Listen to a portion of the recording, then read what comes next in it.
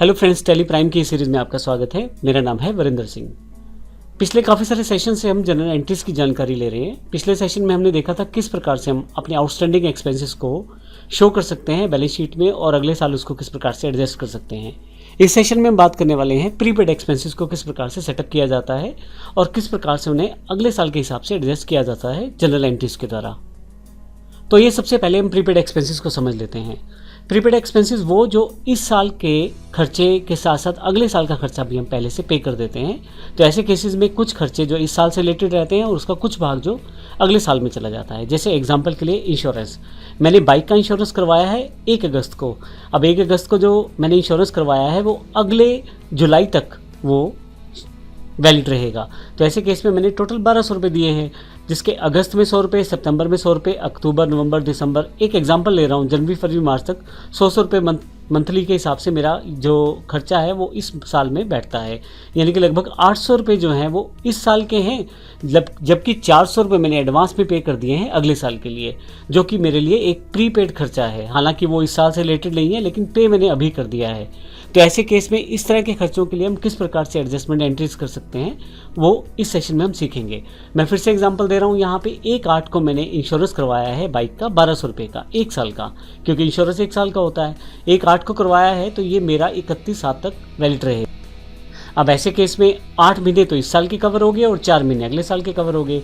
तो इसको हम एंट्री किस प्रकार से करते हैं उसकी एंट्री हम इस सेशन में देखने वाले हैं। सबसे पहले बाइक इंश्योरेंस हमने पे किया है, वो 1200 रुपये 1 साल का है, तो इसके लिए हमें एक पेमेंट एंट्री करनी पड़ेगी। और फाइनली वो जो 4 महीने का हमने इंश्योरेंस एडवांस में पे कर दिया है, जिसको हम प्रीपेड एक्सपेंसेस कह रहे हैं, प्रीपेड इंश्योरेंस है, उसको हम अपने एसेट्स में दिखाएंगे, जिसको हम अगले साल यूटिलाइज करेंगे, यानी कि अगले साल उसका यूज़ किया जाएगा। तो ये देखते हैं इसको हम किस प्रकार से अपनी बुक्स में रिकॉर्ड कर सकते हैं। तो सबसे पहले मुझे इसमें बाइक इंश्योरेंस अकाउंट बनाना है। बाइक इंश्योरेंस जो अकाउंट है हमारा इनडायरेक्ट एक्सपेंस है।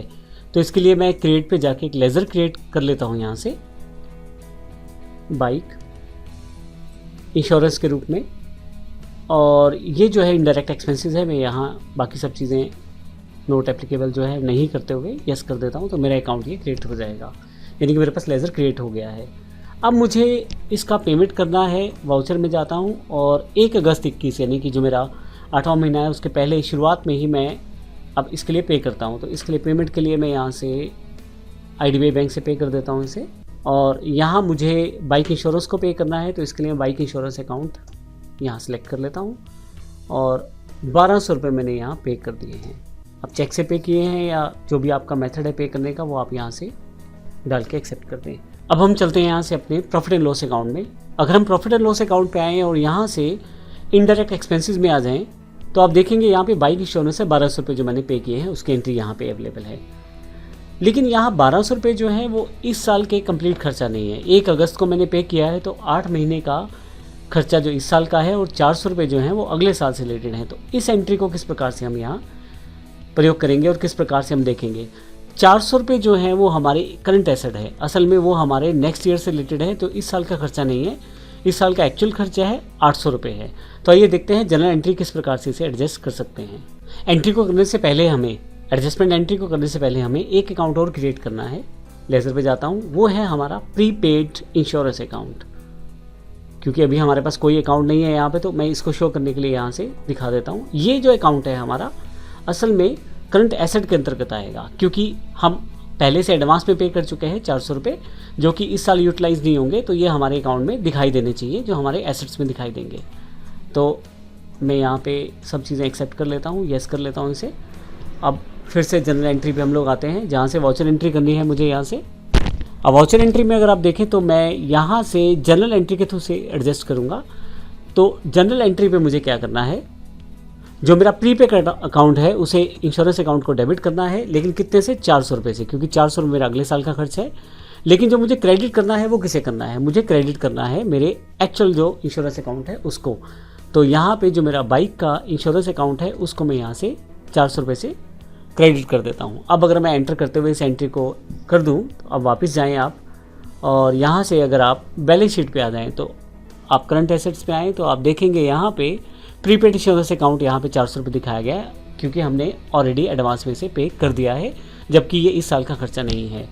तो वापस फिर से प्रॉफिट एंड लॉस पे आते हैं। अगर आप प्रॉफिट एंड लॉस पे आएँ और इनडायरेक्ट एक्सपेंसेस पे आएँ, तो अब की बार जो बाइक इंश्योरेंस है वो 800 रुपये रह गया है, क्योंकि 800 एक्चुअल में इस साल का फाइनेंशियल ईयर का खर्चा है, 1200 नहीं है। 1200 हमने तो पे किया है साल भर के हिसाब से, लेकिन एक्चुअल जो खर्चा है इस साल का वो 800 रुपये है।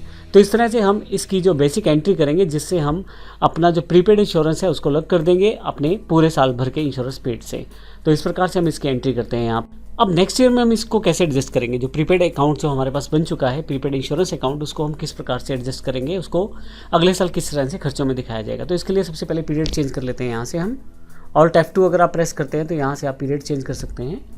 तो मैं नेक्स्ट ईयर में आ जाता हूँ, 1/4/22 से लेकर 31/3/23 तक मुझे जाना है। ये केवल एग्जाम्पल्स के लिए मैंने सन लिया है।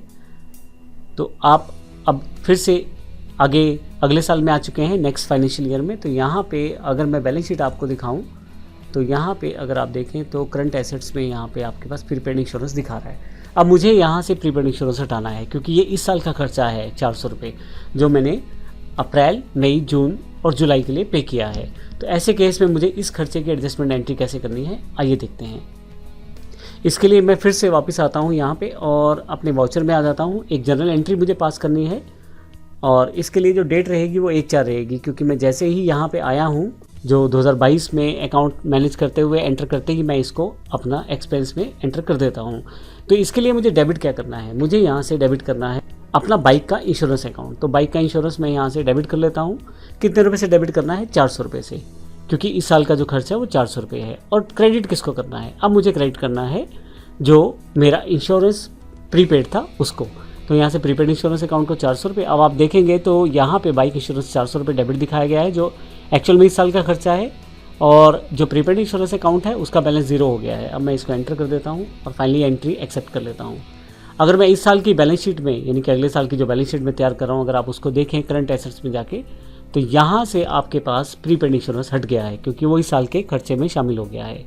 कहाँ शामिल हुआ है, अगर प्रॉफिट एंड लॉस में इनडायरेक्ट एक्सपेंसेस में जाके देखेंगे तो बाइक इंश्योरेंस यहाँ पे दिखा रहा है। तो इस प्रकार से हमने इस सेक्शन में देखा किस प्रकार से हम प्रीपेड एंट्रीज को कर सकते हैं जनरल वाउचर के द्वारा, और कैसे अगले साल उन्हें एडजस्ट कर सकते हैं फिर से जनरल के द्वारा।